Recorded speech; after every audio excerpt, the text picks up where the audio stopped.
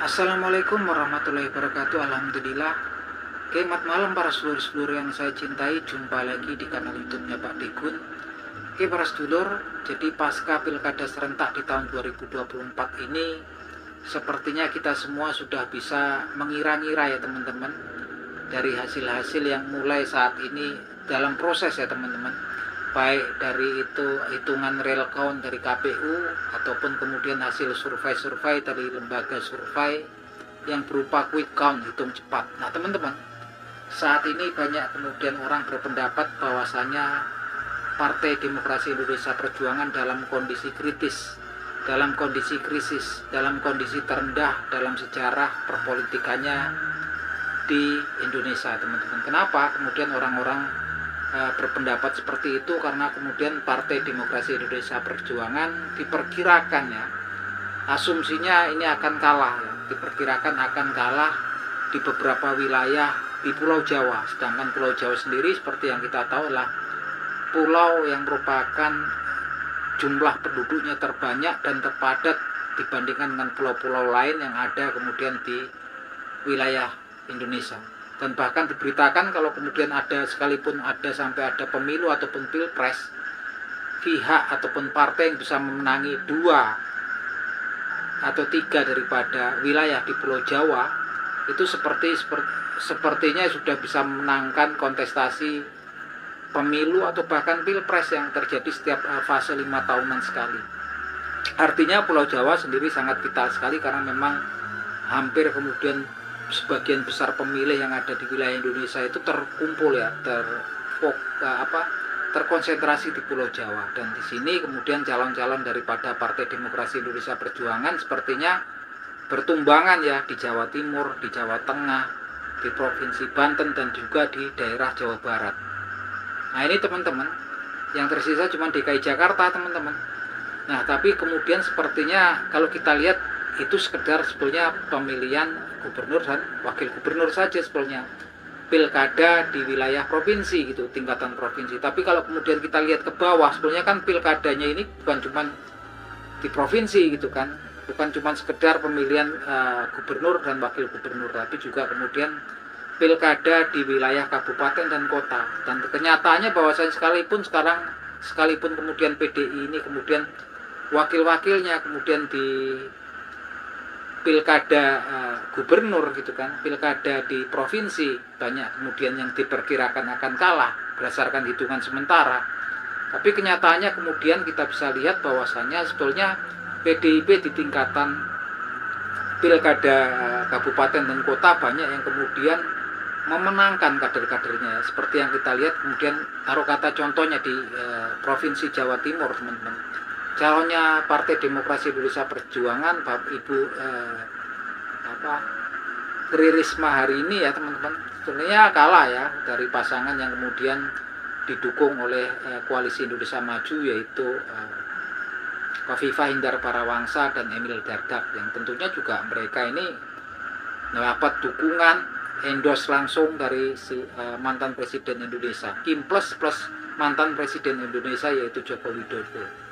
Tampaknya kita PDIP kalah, tapi ternyata di tingkatan kabupaten dan kota, kader-kader PDIP yang kemudian dicalonkan di 21, memenangkan di 21, diperkirakan unggul ya saat ini ya. Hitungan sementara unggul di 21 pilkada kabupaten dan kota di wilayah Jawa Timur. Nah ini luar biasa sekali ya teman-teman. Nah ini memang gambarannya juga sebetulnya PDI juga nggak kalah mutlak gitu kan, karena di bawah satu tingkatan daripada kepala daerah atau gubernur, di bawahnya adalah bupati dan wali kota teman-teman. Dan PDI ini banyak kader-kadernya kemudian memenangkan kontestasi di wilayah kabupaten dan kota. Dan bahkan kalau kita lihat saat ini memang kemudian di beberapa wilayah di luar Pulau Jawa pun PDIP yang di daerah-daerah even nggak pernah kemudian PDIP sepertinya jarang terdengar suara kebesaran Partai Demokrasi Indonesia Perjuangan di daerah-daerah tersebut, tampaknya sekarang sudah mulai muncul ya teman-teman. Seperti kalau kemudian kita lihat pilkada di Provinsi Kepulauan Riau, di mana memang kemudian jarang kita dengar kemudian pemimpin gubernur ataupun wakil gubernurnya dari kader PDIP. Saat ini juga pasangan gubernur dan wakil gubernur yang diusung oleh Partai Demokrasi Indonesia Perjuangan yang berkoalisi dengan Nasdem dan PBB serta PKB ya teman-teman. Di sini pasangannya adalah Pak Gubernurnya adalah Ahmad Wahid dan wakilnya dari PDIP S.X. Haryanto ya, teman-teman. Ini tampaknya saat ini unggul ya, leading, memimpin, dan kemungkinan besar akan memenangkan pilkada di Provinsi Riau ya, gitu kan. Dan kemudian nggak cuma kemudian gubernur dan wakil gubernur ya teman-teman, di sini di tingkatan 5 kabupaten dan kota di Provinsi Kepulauan Riau ini calon-calon ataupun kader-kader dari PDIP pun memenangkan pilkada di tingkatan kabupaten dan kota teman-teman. Ini sebuah pencapaian luar biasa tentang pelebaran kekuasaan, perluasan kekuatan dari pengaruh PDIP di beberapa wilayah di Sumatera yang sebenarnya memang kalau di Riau kan kita jarang kemudian mendengar kemudian tentang tokoh-tokoh PDI ataupun kepala-kepala daerah baik di tingkatan provinsi ataupun kabupaten atau kota kemudian memimpin di daerah tersebut teman-teman. Nah ini tampaknya saat ini pengaruh ataupun kekuatan PDIP sudah mulai kemudian melebar ya sampai kemudian di wilayah-wilayah memang yang bukan tradisional, bukan wilayah PDI Perjuangan teman-teman. Dan yang lebih hebat lagi saat ini kemudian adalah kemudian di Pulau Bali ya teman-teman. Di sini di pilkada tingkatan pilkada kepala daerah atau gubernur saat ini pasangan daripada kader PDIP yaitu Bapak Iwayan Koster dan pasangannya Giri sepertinya juga memimpin dan sepertinya menang mutlak dari lawannya ya teman-teman. Artinya memang kepala daerah ataupun gubernur Bali saat ini nyaris fix adalah kemudian kader dari PDIP, dan itu pun juga nggak cuma di kelas provinsi ya teman-teman, di bawahnya kemudian di 8 pilkada wilayah kabupaten dan kota di Bali juga dimenangkan oleh kader-kader dari Partai Demokrasi Indonesia Perjuangan. Jadi tampaknya juga nggak aneh nanti kalau kemudian istilah daripada kandeng banteng kemudian bisa berpindah ke Pulau Bali. Nggak menutup kemungkinan teman-teman. Dan yang paling kita tunggu-tunggu ini final battle-nya adalah di DKI Jakarta teman-teman. DKI Jakarta ini kemudian saat ini leading ya calon yang kemudian dimajukan oleh Partai Demokrasi Indonesia Perjuangan yaitu Pramono Anung dan Rano Karno. Dan sepertinya memang kemudian harapannya kemudian bisa menang 1 putaran, karena kemudian kemungkinan kalau kemudian 2 putaran pastinya akan sangat repot, karena di seberang Partai Demokrasi Indonesia Perjuangan akan berhadapan dengan ada 12 partai kalau nggak salah ya yang tergabung dalam koalisi Indonesia Maju Plus, yang mana juga kemudian didukung oleh mantan Presiden Indonesia yaitu Joko Widodo yang notabene dulu juga adalah kader Partai Demokrasi Indonesia Perjuangan. Saat ini kemudian memposisikan berseberangan dengan Partai Demokrasi Indonesia Perjuangan. Dan tampaknya juga banyak ya dari kader-kader internal PDIP yang kemudian yang kemudian memposisikan berseberangan dengan Partai Demokrasi Indonesia Perjuangan. Dan ini yang memang kemudian sepertinya ya kemudian tampaknya mengembosi suara PDIP dari internal.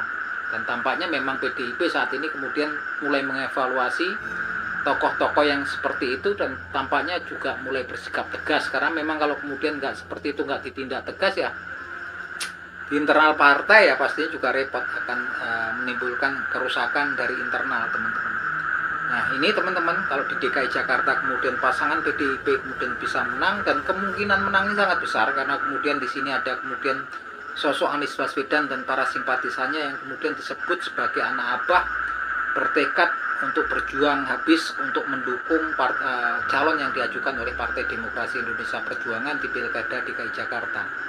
Artinya memang kemudian Partai Demokrasi Indonesia Perjuangan kalau kemudian menjalin kerjasama dengan Anies Baswedan dan para simpatisannya tentunya yaitu anak abah, tentunya ini akan bagus untuk kemudian era kebangkitan ataupun konsolidasi PDIP di masa yang akan mendatang, karena kemudian di PDIP juga ada sosok-sosok yang kemudian patut untuk dimunculkan ke atas yang memang ini popularitasnya sangat luar biasa, yaitu Basuki Cahayapurnama atau Ahok dan para pengikutnya yang disebut Ahoker teman-teman. Dan di sisi lain juga kemudian ada sahabat dekat daripada Partai Demokrasi Indonesia Perjuangan, yaitu Anies Baswedan dan para pengikutnya yang disebut anak Abah. Anies Baswedan saat ini sebetulnya juga bukan tokoh yang kemudian digaris keras gitu kan, tokoh yang kemudian diasosiasikan sebagai aliran kanan dan bergaris keras. Saat ini Anies Baswedan sudah terlepas dari kelompok-kelompok tertentu, organisasi tertentu ataupun partai politik tertentu yang alirannya lebih ke kanan. Dan saat ini Anies Baswedan sudah berdiri di kakinya sendiri, mandiri, dan nggak perlu, saya pikir, saya cukup senang, bangga kemudian Anies Baswedan saat ini berdiri kokoh sendiri tanpa kemudian dipengaruhi ataupun bergabung dengan partai-partai tertentu yang terafiliasi kemudian dengan ideologi yang mungkin agak keras gitu kan, Anies ataupun organisasi-organisasi tertentu. Anies Baswedan sudah bebas dari itu, dan Anies Baswedan itu menyempir hal ini kemudian menggambarkan bahwasanya idealnya itu Anies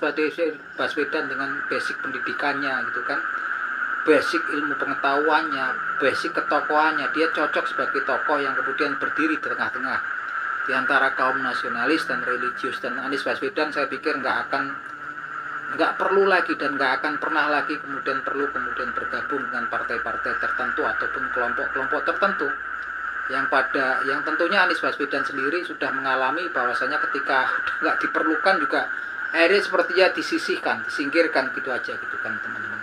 Dan ini sebetulnya menjadi pengalaman yang sangat penting buat Anies Baswedan buat meniti karirnya politiknya lagi gitu kan, untuk bangkit dari karir politiknya lagi. Dan ini saat ini dia sudah berdiri di posisi yang pas ketika kemudian bersahabat dengan Partai Demokrasi Indonesia Perjuangan. Dan saya pikir nggak perlu kemudian Anies Baswedan bergabung untuk menjadi anggota Partai Demokrasi Indonesia Perjuangan. Saya pikir tetap penokohan Anies Baswedan sebagai tokoh yang berdiri tengah-tengah, seorang nasionalis religius dengan para pengikutnya sendiri, sudah cukup ya teman-teman.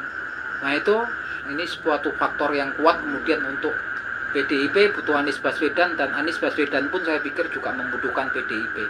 Artinya simbiosis mutualisme yang tentunya akan kemudian kedepannya akan kemudian memulihkan lagi ya kekuatan daripada Partai Demokrasi Indonesia Perjuangan dan memancarkan lagi karisma daripada Anies Baswedan. Nah, ini aja teman-teman obrolan kita di malam hari. Jadi sebenarnya PDIP belum betul-betul dalam krisis, belum betul-betul dalam masalah, karena PDIP masih kemudian memenangkan banyak pilkada di tingkatan kabupaten dan kota khususnya di wilayah Pulau Jawa. Nah itu aja teman-teman obrolan kita.